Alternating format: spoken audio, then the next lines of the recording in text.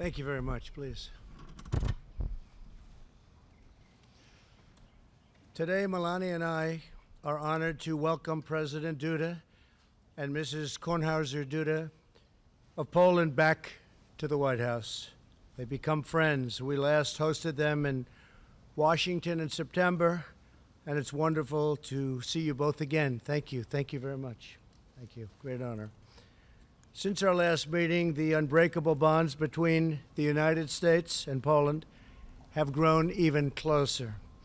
This year, as our nations mark 100 years of diplomatic relations, the U.S.-Polish alliance is stronger by far than ever before. Earlier today, President Duda and I signed a joint declaration affirming the significant defense cooperation between our nations, and as the declaration makes very clear, the United States and Poland are not only bound by a strategic partnership, but by deep common values, shared goals, and a very strong and abiding friendship. Our people are united by the enduring ties of civilization, culture, and history. We respect the rule of law, revere individual rights, and prize our timeless traditions. We embrace country, faith, family, and freedom. Over the past century, brave American and Polish patriots have repeatedly stood together to defend our sovereignty, our liberty, and our noble way of life. When I was last in Poland, I was very proud to stand among veterans of the Warsaw Uprising and recall their incredible courage in the face of Nazi tyranny. Today we honor the sacrifices of all those who came before by doing our part to safeguard our independence and strengthen the incredible U.S.-Polish alliance. As stated in the joint declaration, the United States and Poland continue to enhance our security cooperation. Poland will still provide basing and infrastructure to support military presence of about 1,000 American troops. The Polish government will build these projects at no cost to the United States. The Polish government will pay for this. We thank President Duda and the people of Poland for their partnership in advancing our common security. Poland's burden sharing also extends to the NATO alliance, where it is among 8 NATO allies, including the United States, currently meeting the minimum 2% of GDP. That's for defense spending. And Poland's there, and you've been there from a very early date, and we appreciate that very much. And we've been there also. There's been a total of 8 out of 28. The rest are coming along because nations, at my urging, have paid more than $100 billion more toward the NATO defense. Last month, I was very pleased that Poland announced the intent to purchase 32 American-made F-35 fighter aircraft like you just saw. Moments ago, we witnessed that impressive flyover of this cutting-edge F-35 as it flew over the White House and actually came to a pretty close to a halt over the White House. I was saying, what's wrong with that plane? It's not going very fast. But it's an incredible thing when you can do that. The plane can land dead straight, and it's one of the few in the world that can do that. Considered to be the greatest fighter jet in the world. I applaud President Duda for its efforts to strengthen and modernize Poland's defenses. I also want to congratulate Poland for its progress on meeting U.S. criteria for entry into the visa waiver program. Today, our country signed a Preventing and Combating Serious Crimes Agreement, a significant and necessary step for Poland's entry into the program. Though we still have some work to do, we hope to welcome Poland into the visa waiver program very soon, and that's a very big deal. Both of our nations understand that immigration security is national security. In our meeting, President Duda and I discussed the vital issue of energy. Reliance on a single foreign supplier of energy leaves nations totally vulnerable to coercion and extortion. For this reason, we support Poland's construction of the Baltic Pipeline, which will help European countries diversify their energy sources. It's desperately needed, and that's the way to go. During the past year, Poland has also signed approximately $25 billion worth of new contracts with U.S. firms to buy more than 6 billion cubic meters of U.S. liquefied natural gas. Today, our nations just signed another contract for an additional 2 billion cubic meters worth approximately $8 billion. So between the planes and the liquefied natural gas and many other things that Poland is doing, which is doing very well, because Poland is doing very, very well, we appreciate it. Thank you very much, Mr. President. Our countries also signed an agreement to expand U.S.-Polish civil nuclear cooperation, which will likewise advance Poland's energy and security and deepen our bilateral commercial ties. Economic relations between the U.S. and Poland are thriving. We're committed to further expanding commerce based on fairness and reciprocity, perhaps my favorite word, across many critical areas from defense and diplomacy to energy and economics. The alliance between the United States and Poland is reaching extraordinary new heights in 2019. Our longstanding partnership demonstrates the enormous possibilities for the world when two strong and independent nations unite in common purpose and in common cause. President Duda, it's an honor to have you with us. And Mrs. Duda, thank you very much for being here. We usher in a very exciting new era in U.S.-Polish alliance. It's a very special alliance with very special people. We build a future of promise and prosperity for the American and the Polish people. And again, our relationship is an extraordinary one, and it's going to remain that for a long, long time. Thank you very much, Mr. President. Thank you.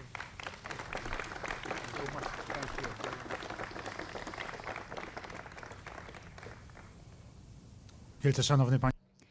Distinguished Mr. President, a wonderful First Lady of the United States of America, distinguished ministers, all distinguished guests, ladies and gentlemen.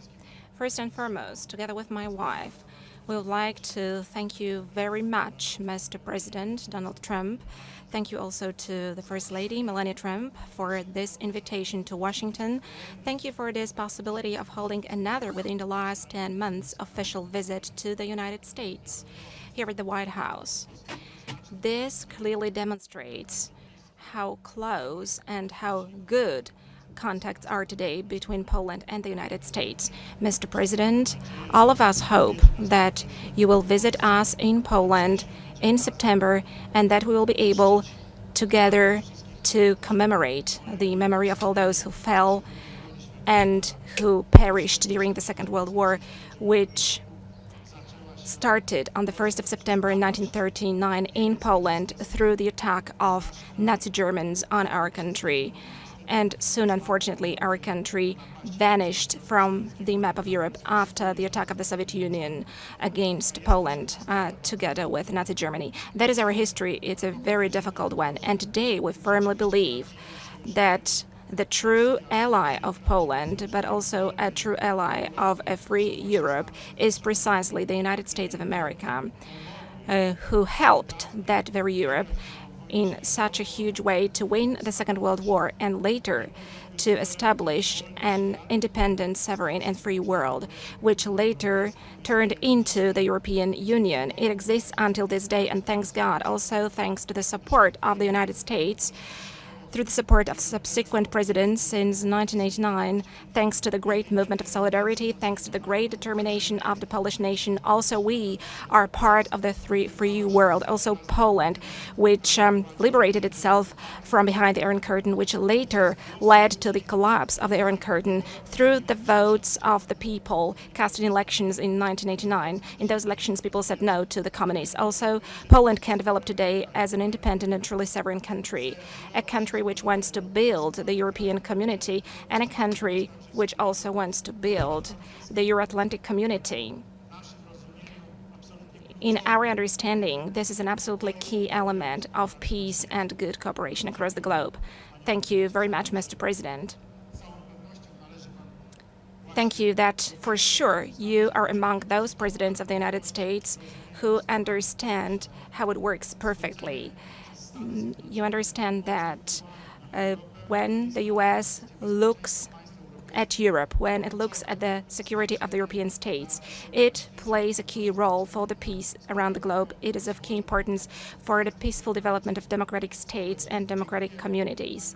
Thank you, Mr. President, for this extreme kindness towards Poland and perfect understanding of Polish matters, which you showed to us in 2017 during your visit to Poland, during your memorable speech that you gave at the monument of the Warsaw Uprising, where so immensely important words for Polish people fell, which are of historic importance to our nation and to Europe. They showed what Poland means and who Poles are. Mr. President, thank you for uttering those words back then, and thank you also for this policy which is being implemented right now, which demonstrates that you are this kind of man and this kind of a politician who not only speaks, but to whom first and most important are the deeds. The most important are the deeds. And whenever you say, Mr. President, make America great again, it means make, not say. And this precisely is of crucial importance. Hence, the agreements that we are signing, hence two agreements between our two states concluded today, two memorandums of understanding, which we signed just a moment ago. One of them I signed personally concerning the security and military cooperation. As you mentioned, sir, there will be more American troops in Poland. This is going to be an enhanced cooperation. It's going to be an enduring presence, which hopefully will increase gradually in terms of the number of troops, but also in terms of infrastructure, which is very important. Thank you also for the decision to establish the division headquarters in Poland. This is of huge importance, not only to Poland, but also to our part of Europe, to Central Europe, to the Baltic states, and to all those to whom the enhanced forward presence was established of the United States and other NATO states along NATO's eastern flank. I'm deeply grateful for that. But thank you, Mr. President, also for the remaining agreements. Thank you for this agreement which talks about preventing and combating serious crimes. It moves us closer to a visa waiver program between Poland and the United States, which to you, Mr. President, and to me, and first and foremost to Poles, is so important, is of such a crucial importance. Thank you, Mr. President, also for excellent energy cooperation that we have in terms of LNG supplies. We talked about this in 2017 in Warsaw during our meeting, that gas from the United States should be delivered to Poland, and it is delivered, and we are signing more contracts. And gas tankers from the United States are coming to the port of Świnoujście today, and the gas from the United States has become a fact in Poland and in our part of Europe. Thank you, Mr. President, that there are going to be more supplies. I'm very happy about that, because to us it means diversification of sources of supplies. It also means the development of gas security. To us it also means good business, just as I deeply believe is a good business for the United States of America. But thank you also for the agreement on cooperation in terms of nuclear energy used for civil purposes. I hope that together we will be able to implement this program with the benefit for environment protection, with the benefit for climate protection across the globe, and also for the development of the security of my homeland. Mr. President, I'm deeply grateful for this visit. I'm pleased that thanks to this presence, we're able to show the very good cooperation that we have between Poland as part of the European Union and the United States. And I firmly believe that thanks to your incredible view of the European matters and thanks to your understanding to our Polish matters and to the meanders of our history, this cooperation is going to develop better and better, first and foremost also with the benefit for the United States, whose interests you are representing, Mr. President, also understanding the rest of the world. Thank you very much for that. Thank you. Thank you very much. We'll take a few questions. Emerald, OAN.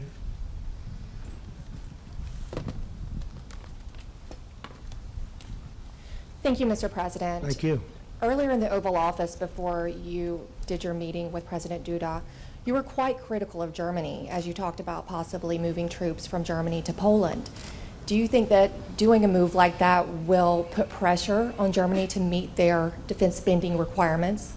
No, I don't think so. I just will tell you very strongly that I think Germany is making a tremendous mistake by relying so heavily on the pipeline. And I think it's a tremendous mistake for Germany. But again, Germany's running their affairs, and they'll do just fine. But I was critical. I had been critical of it.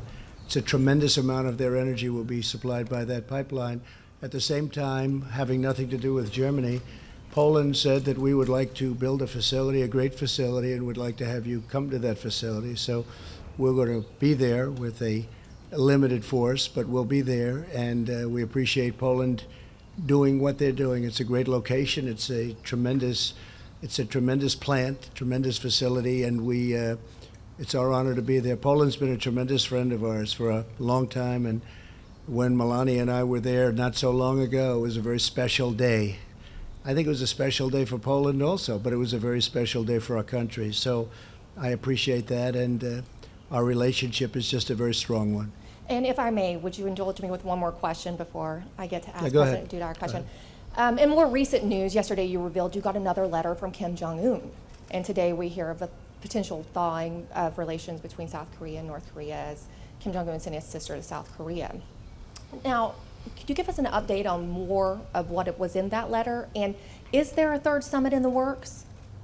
He just wrote me a very nice letter, unexpected, and someday you'll see what was in that letter. Someday you'll be reading about it, maybe in 100 years from now, maybe in 2 weeks, who knows. But it was a very nice letter. It was a very warm, very nice letter. I appreciated it. Okay? Thank you. Good, thank you very much. And then, if I may, for President Duda, Yes. you said you were thankful for the commitment that the President made for more troops today, but you hinted that you would like to see more. Ultimately, what is the number of troops that you'd like to see in Poland, U.S. troops? Szanowna Pani redaktor, to zawsze będzie Madam, this, of course, is always going to be the decision of the United States of America.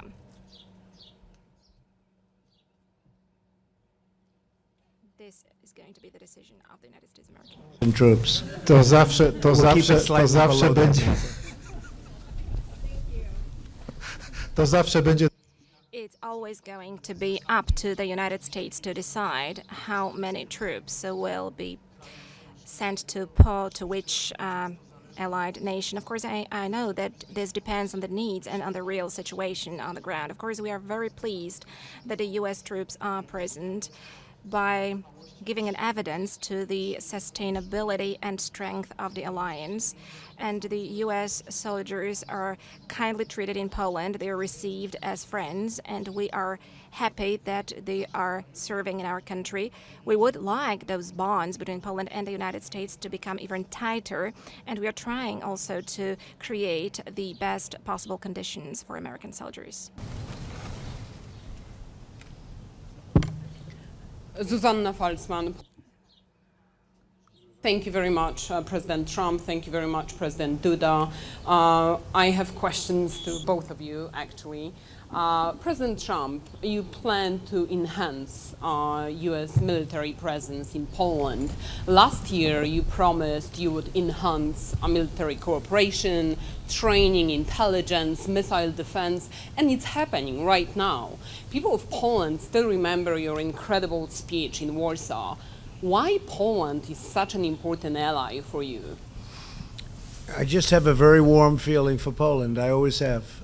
And it's now even beyond that because of the relationship which we've developed with your president and First Lady. And it's just, they're incredible people, hardworking, smart, very industrious people. And what they've done with the country over the last 5 years has been something that the world has watched and the world has marveled at. I've just liked Poland. So when the president came and he asked me whether or not we'd consider this, I said I will consider it. And now, because of his leadership, we're able to do that. And that's fine with me. That's great. Great people. And say hello. So I understand we will see you in September in Warsaw. correct? We are looking very seriously at going back to Poland, and I don't know what the president has in store for us, but we're thinking about going back sometime in September. Yes, thank Amazing. you. Thank you. Thank you. very much. Panie prezydencie, Question to President Duda. Mr. President, so far we have been talking about a rotational presence of U.S. troops in our country. Right now we are talking about permanent or enduring presence. What does that mean in concrete terms, and when can we expect those additional U.S. troops to arrive? I understand it in the following way. President Donald Trump and myself are implementing a very calm but consistent policy in terms of security. The presence of the United States in Poland, the military presence, the presence of U.S. troops, which today is about 4,500 troops present on a permanent basis. In other words, it is a rotational presence, but it is back-to-back presence. So there is no moment where there are no American troops in the territory of Poland. And today we signed a document on further cooperation, a joint declaration on defense cooperation regarding United States' forest posture in the Republic of Poland. This is of a breakthrough character because it moves us to another era. So far we can say that the Americans were testing the situation in Poland, how it looks, how they feel. What about logistics, whether it is possible to stay in Poland and to successfully attain the goals and implement the tasks of defensive nature. I think that the commanders of U.S. Army are convinced that this is simply possible. And today, the document speaks about this enduring presence, the presence which is a fact and which will stay there. It is a rotational presence, yes it is, because this is most beneficial from today's perspective to train soldiers through rotational presence. By having rotational presence, more soldiers can come to a country, be present there, look at the culture, at the condition in place in a given country. So this is beneficial for this broadly understood development of the armed forces. Therefore, this is an enduring presence. However, it is implemented in this particular way, and we hope it's going to develop 1,000 troops mentioned by President Trump today, which is also the number stipulated in the agreement signed today, is very differentiated. It is not one single unit. We're talking about special operation forces. We are talking about logistics component. We are also talking about the already mentioned division headquarters. So there is a multitude of forms in which the United States is going to be gradually ever more present in our territory from the military standpoint. And this will encompass different fields of cooperation. So we're not talking about just one single beat, but we're talking about a more comprehensive cooperation. We're talking about logistics, health protection for soldiers, and a number of other elements happening. Please remember that right now there is this missile defense facility being built in Redzikowo. So talking about the elements of Polish-American cooperation, there are more and more of these elements, and the number is growing. I'm very happy with that. Thank you very much. Let's see, who do I like? Nobody, that's the end. Go ahead. Yeah. Mr. President, thank you very much. I wasn't pointing to you, but you President can Duda, go thank ahead. Here we go. Pointing to I was actually pointing to my friend with that beautiful hat on, but Jeffrey, that's too. okay. All right. You'll well, give I'll up your give him my question? follow-up question. You'll give up your... We'll share the question. Okay, we'll share it. Good. Mr. President, you seem to suggest yesterday that you are essentially committing to not spying on North Korea. Is that what you meant? Were those comments interpreted accurately? No, If it's not so, what I why? meant. It's what I said, and that's. I think it's different than maybe your interpretation. I think we're going to do very well with North Korea over a period of time. I'm in no rush. The sanctions are on. We got our hostages back. Our remains are coming back. You saw the beautiful ceremony in Hawaii with Mike Pence. We're getting the remains back. There's been no nuclear testing whatsoever. They'd like to do something. I did get, as I said yesterday, a very nice letter from Chairman Kim, and I think we're doing very well. When I took over as president, I will tell you, it looked like it was going to be war with North Korea. You know that. Everybody knows that. And it was going to be quite brutal. A strong force. We're the strongest force in the world, but that's a strong force. And we started off a very rough relationship, and I think we have a very good relationship right now. So we'll see what happens. I'm in no rush. But there's been no nuclear testing whatsoever. And when I took over, it was nuclear testing all the time. And if you look back to the last 4, 5, 6 years, but really go back further than that, in all fairness to President Obama, go back 20 years, 15 years, it was really a very dangerous situation. I consider it to be different now. Now, I may change, and if I change, you will know it very quickly. I will be very quick to tell you exactly what's going on. I may change, but right now we have a good relationship, and I think probably better than we've had for maybe 25 years, maybe forever. You know, they've been there a long time. The grandfather, the father, the son, and they've been there for a long time, and nobody's done anything except me. And so we'll see how it all turns out. I hope it turns out well for you and for everybody. And I'll give my follow-up to Jeff very quickly, President Duda. Thank you. Do you see Russia as an ally or an adversary? Are you talking to me? To President Duda.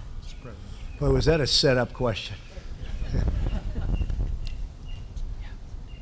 Ja bym bardzo chciał, I would very much like Russia to be a friend of Poland because it is our great neighbor. It is a country much bigger than Poland, with a bigger potential than Poland in every single respect, except for one, perhaps. I believe that we have got more courage in us, that we are more brave, more courageous, and are able to fight till the end, irrespective of everything. This is actually what we demonstrated in World War II at the Battle of Monte Cassino. We demonstrated that in the Warsaw Uprising. We demonstrated that in many other places around the globe, where Polish soldiers died to make sure that Poland is free after the Second World War. This, unfortunately, did not happen. We found ourselves under the Russian occupation, but even then, for almost 20 years after World War II, there was this anti-communist, anti-Soviet underground which fought against the Soviets, and those people were murdered. Today, we call them unbreakable soldiers. We commemorate their memory, although they were dug underground to make it impossible for anyone to find their remains, and so that they couldn't have graves built. So we were always fighting. We always knew how to defend ourselves. Nevertheless, history was brutal towards us. We never had a great friendship with Russia. Russia was always looking out to take our territory. It was a partitioner in Poland for 123 years. Poland did not exist because part of the territory was taken by Russia. Poles were deported to the east. Then came an aggression on the recently reborn Poland, which rose in 1918 from the ashes of the First World War. And in 1919, the Soviet Russia attacked Poland. It wanted to grab Poland's territory and bring communism to the west of Europe. It was us who stopped Soviets at Warsaw in 1920 by the bravery of Polish soldiers. We defeated them during a great battle, and then we chased them back to the east. And then they took their revenge on us in 1939 by attacking us together with Nazi Germany and murdering our officers in Katyn. So, madam, as you can see, this friendship is a very difficult one. Today, we are in the following situation. Russia attacked Georgia. Then in 2014, it attacked Ukraine, and these are facts. These are facts which belong to the recent history. We would like Russia to be our friend, but unfortunately, Russia again is showing its very unkind, unpleasant imperial face, and we do not want to be part of Russia's sphere of influence. And I am happy that today we can speak boldly, also in connection with the military presence of the U.S. and NATO in Poland, that we truly are, first and foremost, in terms of politics, part of the West, because we have always been part of the West in terms of culture. We've always been part of the West because it is from the West from which we adopted Christianity in 966, more than 1,000 years ago. And since that time, we have been part of the West of Europe. We have been part of the great Christian culture of Western Europe. But we have to stick to this West also in terms of politics, and this is what we want, and I firmly believe that this is the biggest desire of Polish people, to be part of the West also in terms of politics. Thank you that the United States is supporting us in this respect. Excuse me. And just to finish, I hope that Poland is going to have a great relationship with Russia. I think it's possible, I really do. I think because of what you've done and the strength, and maybe we help also because of what we're doing and doing for Poland. But I hope that Poland's going to have a great relationship with Russia. I hope we're going to have a great relationship with Russia. And by the way, China and many other countries. And we look forward to doing things on North Korea, just to go back to the original part of your question. And we'll see how that works out. I do want to say, though, we're in no hurry. The sanctions are on. China has actually been helping us quite a bit. And despite our trade differences right now. We thought we had a deal, and unfortunately, they decided that they were going to change the deal, and they can't do that with me. But something's going to happen. I think it's going to be something very positive. But we think we're going to get along with a lot of countries that, frankly, did not respect us very much because they were ripping us off for many, many years, and they're not ripping us off anymore. Jeff? Thank you, sir. Regarding China, what is your deadline, if you have one, for China to make progress on trade before you impose the tariffs on the other $325 billion in goods? Well, we're going to be meeting President Xi and myself, and you know we have a very good relationship. But again, he's for China and I'm for the U.S. It's a big difference. And we thought we had a deal. We didn't have a deal, and I would never make something that would be less than what we already had. We had China opened up to trade. That's a big thing. They've never done that before. We had intellectual property theft taken care of, and taken care of beautifully. And all of a sudden, those things started to disappear at the end after they were fully negotiated. But that's, that's their decision. I think if they had it to do again, and in light of the fact that we have 25% on $250 billion of goods coming into the United States, and unlike a lot of countries, they subsidize those goods. We haven't had inflation. And, they keep saying that the American taxpayer is paying for it. No, very little. And what it really does mean is that a lot of those companies that are in China are going to be moving back to the U.S. You have car companies, General Motors as an example, that built plants in China. Well, that doesn't work out too well when you have the tariff wall up, because now they're going to have to get through that, and they can't really get through that. So maybe they'll start building plants in the United States instead. I think that we'll end up making a deal with China. We have a very good relationship, although it's a little bit testy right now, as you would expect. I think they really have to make a deal. A lot of companies are leaving China, as you know. It's in all the reports, and they're going to Vietnam and various other places, and they're also coming to the United States to make their product because they don't want to pay the tariff. And there is no tariff if you do it in the United States. People don't realize that. They say the tariff, but there is no tariff if you don't do it. If you just do exactly as I say, you bring your company back to the United States. And as far as Mexico is concerned, which was a very big topic yesterday, and now people are finding out that the reports that were written were totally false. We would never have had a deal with Mexico without imposing tariffs. Once the tariffs were imposed, and they've been trying to make this deal with Mexico for 20 years, 25 years. The older reporters, those great reporters with the very gray hair in the back, you know who I'm talking about. They know exactly what I'm talking about. You would have never made the deal with Mexico. We have a great deal with Mexico. I actually think we have a much better relationship right now with Mexico because they respect us again. But you would never have had that deal if I didn't impose the tariffs. And those tariffs were ready to go on Monday morning. And we made the deal on essentially Sunday night. And that extra little page of the deal that you saw, that brilliantly, I had gained such respect for you people when I held it up to the sunlight. And it was closed, and you were able to read it through the sunlight. That was not anticipated. But regardless, you knew enough of what it said, and I didn't do it on purpose. But we have a lot of strength in 45 days if we decide to use that strength. Maybe we will, and maybe we won't. But there's a lot of power right now on the border. And I will say this, Mexico is right now doing more for the United States on illegal immigration and all of the problems of crime and other problems on the border than the Democrats. We can solve our problem on the border in 15 minutes if the Democrats would sit down, straighten out asylum, which is a total mess, but very uncomplicated, straighten out asylum and get rid of the loopholes. It would take, Jeff, 15 minutes. Okay? Thank you. But Please. just my original question, sir, was, do you have a deadline for imposing the 325? No, I have no deadline. My deadline is what's up here. We'll figure out the deadline. Okay. Nobody can quite figure it out. And President Duda, if I could just throw on your way as well, you said in the Oval Office earlier that democracy in Poland was strong. Not all of your European Union counterparts agree with that. How is forcing Supreme Court justices to retire early consistent with democratic principles? And President Trump, is that something that you support? No. Szanowni Państwo, to bardzo skomplikowana sprawa. Ladies and gentlemen, this is a very complex issue, and it's hard to answer this question because a lot of people in Western Europe I think also in the US, do not fully understand this problem because they have not grown up in a country such as mine. I was born in 1972 in a Poland which was in the Russian sphere of influence, in which a career could be made only actually when somebody enrolled as member of a communist party and who followed this people's power, who was the supreme authority. And this is what was happening for many years.